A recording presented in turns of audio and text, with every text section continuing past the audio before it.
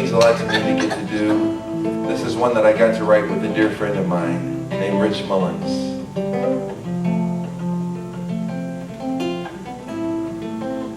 I was in the car wreck that killed Rich, and I miss him a lot. A whole lot of people miss him. And this song we got to write together. It's won awards and stuff. But it means a lot to me to get to do, because I remember getting to write it with my friend. Joseph took his wife and her child, and he went to Africa to escape the rage of a deadly king.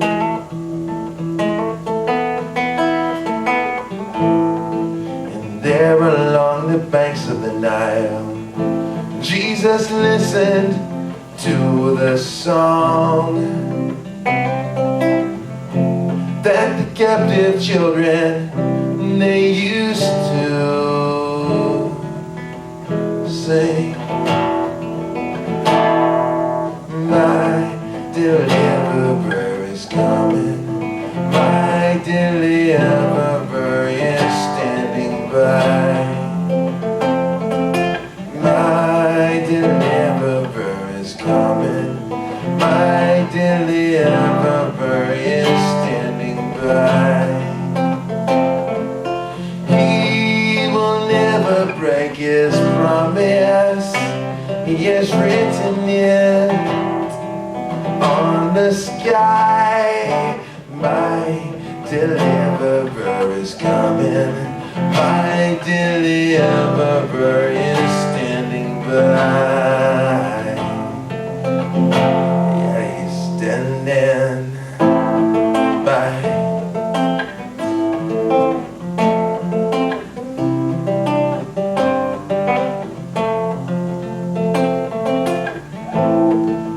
Through a dry and thirsty land, water from the Kenyan heights poured itself out from Lake Sandra's broken heart.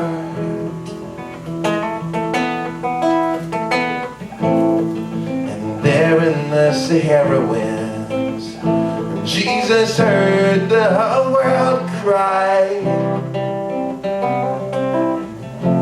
for the healing flowing from his own scars.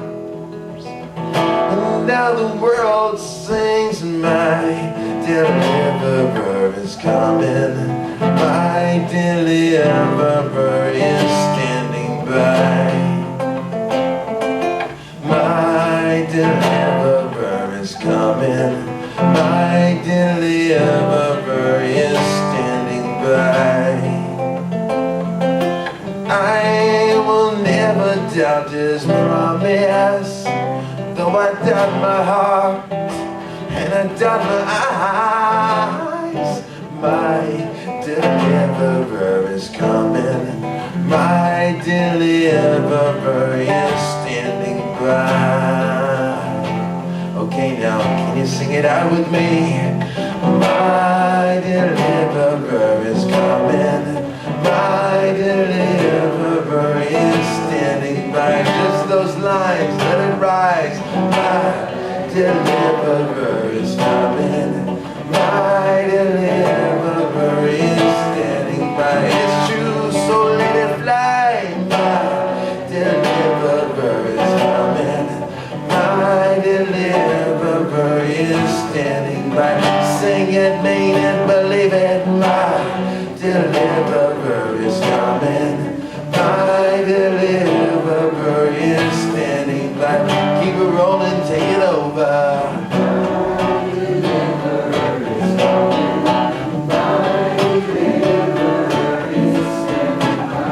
Oh yes, sing again.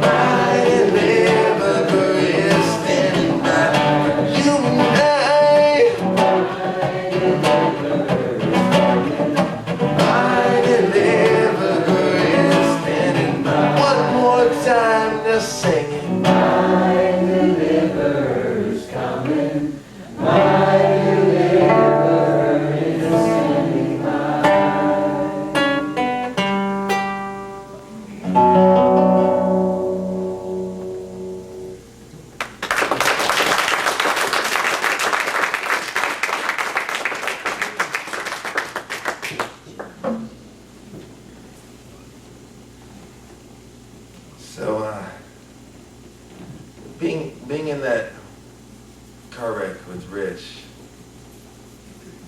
Needless to say, I got pretty messed up too myself. Broken bones, collapsed lungs, I was in a coma, in the hospital for a whole long time. The therapy recovery process was this long ongoing one, when a whole lot of fear and doubt and questions arose within me as to what was going on. You know, I couldn't figure it out at all. It didn't make any kind of sense to me.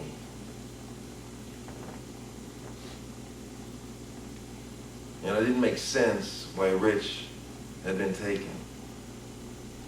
It didn't make any sense. It didn't make sense to me why I was laying there in the condition that I was in. None of it made any kind of sense at all. It didn't make sense. But you know, I don't know that God is terribly concerned with making sense. I think God is more concerned with the truth.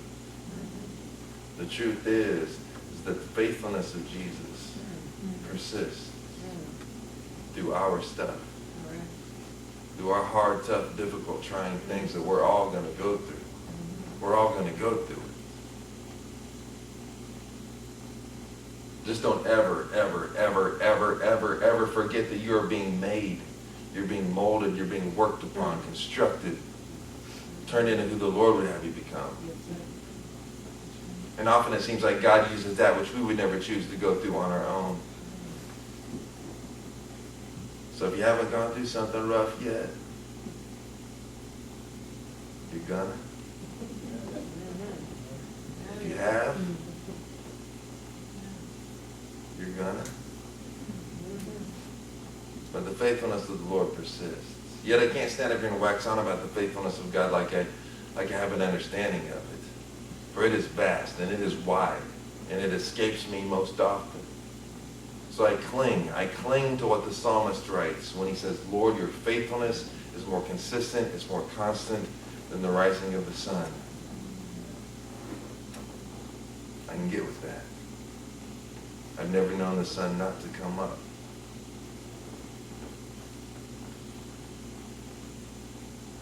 Now there's cloudy days. There's times we don't see the sun. Does that change the fact that it's come up? There are circumstances that we encounter in this life that cause us to wonder on the faithfulness of the Lord. For we can't detect it, what's going on. But does that change the fact that it persists? Way beyond us. Yet we're included in it. Yet we're included by it. So I'm just grateful. I'm grateful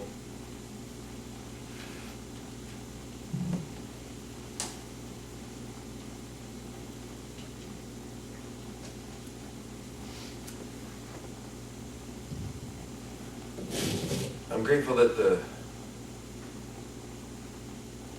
kingdom of God is built upon pillars that this world is not. And if we truly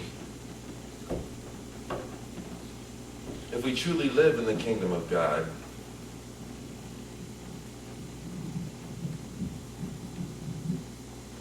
it's going to look pretty wacky, according to Jesus. It's going to look like we've got things all mixed up and all turned around.